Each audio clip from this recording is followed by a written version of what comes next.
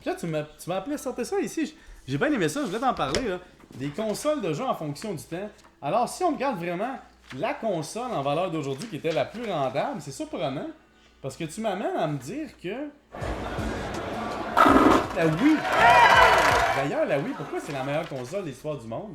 Parce que même les personnes âgées jouaient avec ça. Donc, ça, c'est une stratégie beaucoup plus grand public, c'est-à-dire d'aller sur le volume et d'avoir plein de monde qui joue. Et des jeux très simples. Tu vois, là, j'ai joué avec ça avec toi.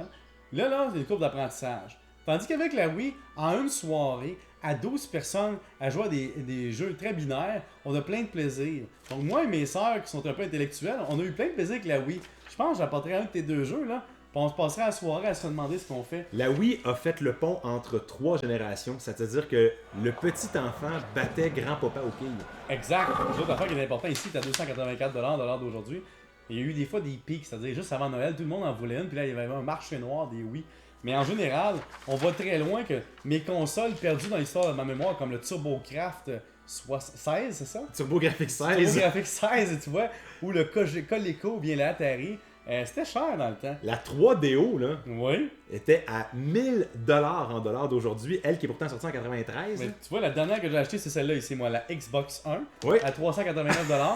Et pour respecter mon principe, moi, j'avais acheté la Xbox 1 à 200$ avec 2 jeux, 2 manettes, puis un abonnement d'1 mois, je sais pas quoi. Là. Donc, tu vois que quand tu l'achètes juste après, puis que tu oublies que les autres sont plus hot que toi, tu vis vraiment dans un monde super où tout est accessible. En plus, tu peux acheter des jeux usagés de tous les gens qui sont rendus dans la prochaine console. Ouais. Donc, vous voyez le nombre de consoles qu'il y a ici, là? Ça vous démontre-tu qu'il faut toujours avoir la dernière, que ça donne rien? Il y en a toujours une plus haute qui sort. Toujours une plus jeune, plus folle, plus fou.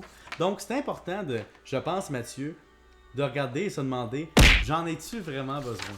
Wow! C'était fort intéressant. Maintenant, c'est le moment, j'imagine, d'un appel à l'action. Alors, on va inviter les gens à aimer cette vidéo et, hey, je m'excuse. Hein. Et ultimement de la partager. Parce que, évidemment, moi, je suis payé au clic. Là. Je me sens comme Edgar Fruitier dans un show d'humour. Tu sais?